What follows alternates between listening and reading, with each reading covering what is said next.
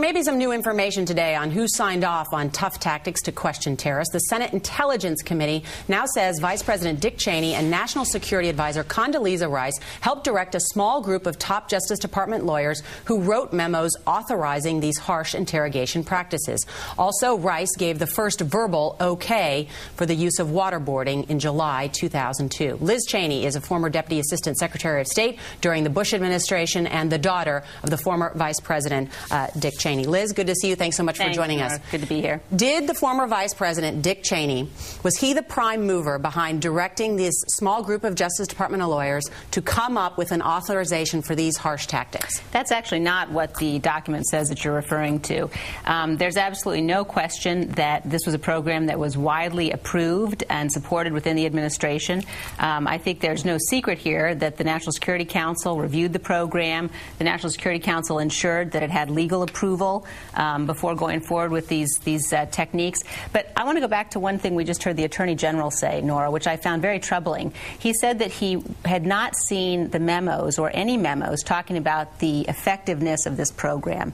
And I think it's very important for people to ask the question, had the President, before President Obama made the decision to release the tactics and the techniques, had nobody reviewed the effectiveness of the program? Had his Attorney General and the President himself looked at whether, in fact, these programs had gained intelligence that was critical for the security of the nation? Well, Liz, we'll get to that argument in a minute about the means justify the ends, whether torture justifies. Well, it wasn't torture, Nora, so that's not the right way to lay out the argument. Okay. Everything that was done in this program, as has been laid out and described before, are tactics that our own people go through in SEER training and that our own people have gone through for many years. So it's really does a fundamental disservice to those professionals who are conducting this very effective program and to those people who approved the program in order to keep this nation safe and prevented attacks through the program to call it torture. Liz, the CIA on its own after 2005 stopped waterboarding on its own.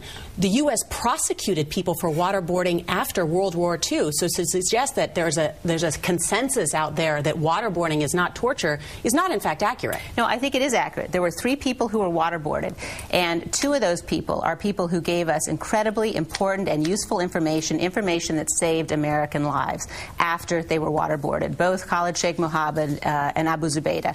And I would just refer your viewers to the really important op-ed piece that Mike Hayden and Attorney General Mukasey wrote, laying out why this program worked, why it was effective, and what damage has now been done to our national security by releasing the tactics. Well, the current director of the National Intelligence, Admiral Dennis Blair, has said this about those particular memos. He says this, quote, "The information gained from these techniques was valuable in some instances, but there is no way of knowing whether the same information could have been obtained through other means." We have a full screen of this. No, I want to put this full screen up because this is very important. Could we please get that up on the screen? It is important, the bottom line is that these techniques have hurt our image around the world. Nora, the current intelligence director says that the damage that has done has far outweighed any information that was gleaned. And in fact, there is a disagreement about whether other tactics other than waterboarding could have gotten valuable information. Nora, I'm sure you know that actually the first statement that DNI Blair put out internally acknowledged the incredible effectiveness of these programs and acknowledged that very important intelligence had been gained, and that it was only after the White House got a hold of that statement, edited the statement, censored it, I would say, and put it out publicly that his language changed.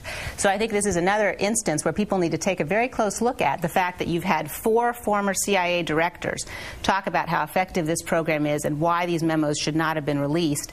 And the fact that DNI Blair changed his assessment of the program should raise some questions in people's minds. I want to get back to, again, and we can debate this, but I want to get back to specifically what role the Vice President had in directing lawyers to authorize these memos. Was it from the Vice President's office, Dick Cheney, who said to those men, John Yoo, Jay Bybee, we need to come up with a way to interrogate these al-Qaeda suspects after 9/11? Why doesn't he own up to the fact that he was the prime mover behind that? Nora, there was no direction of lawyers from the Vice President. That's not how this process worked. And I think that you can look at exactly how the process worked, which is the CIA said, we've got Abu Zubaydah, and we think he's got important information that further attacks are imminent, and therefore we need to know what we can do. And the National Security Council met and discussed this. This is actually all laid out in Senator Rockefeller's timeline, which doesn't say what you're alleging that it says, which makes clear that the questions that were laid out to OLC were what's possible and when. And if you've read the memos, in fact, that were released, you'll see that they were very, very careful in laying out exactly what could be done and for exactly how long. Well, let me put that up on the screen, because we do have that, and that's the first full screen I was going to get to, which is that Cheney and Rice signed off on these interrogation techniques. It's the very first graphic. Justice Department Nora, what you're lawyers doing is reading who wrote a headline. memos. But Nora, you're reading a headline from an AP story or a McClatchy story. I mean, that's not what the document itself says.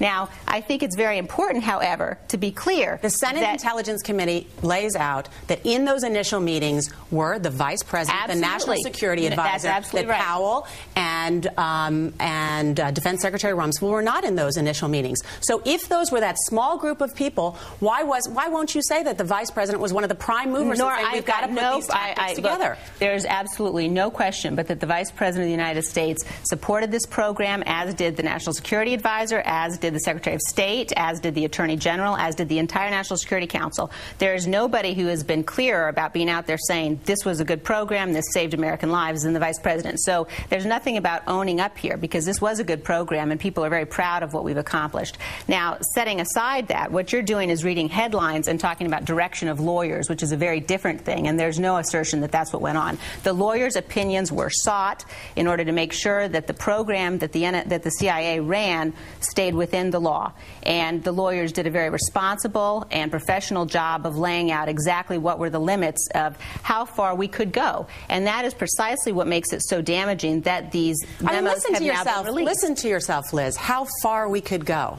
That's right. How far we could go with these detainees. I mean, how far could we torture them in order to get information? For how many minutes you could ask certain kinds of questions? I want to back out. I want to back up and get it out of the way. I know it is important, and that's why it is an important point. It's a very important point. The Geneva Conventions were established, Liz, Nora, so there is to protect our men and women in the military, so that America would be a beacon in the world, so that when our men and women are captured overseas, that they would not be tortured. Okay. We would never want our people to. Are you going to give me a chance to answer your question? Yeah, let me just finish my point. I get your point, Nora, but the point is now that the world hears that America no longer cares That's about not torture, what the world is hearing, Nora. And that First of all, if it gets valuable information, then okay, we're for it. Nora, that may be what you're message saying, but that's not what I'm saying. Okay. What I'm saying is that there were a series of tactics, a series of techniques that had all been done to our own people. We did not torture our own people. These techniques are not torture. The memos laid out. Did we torture other people? No, we. You just said we did not torture our own people. Therefore, the tactics are not torture. We did not torture.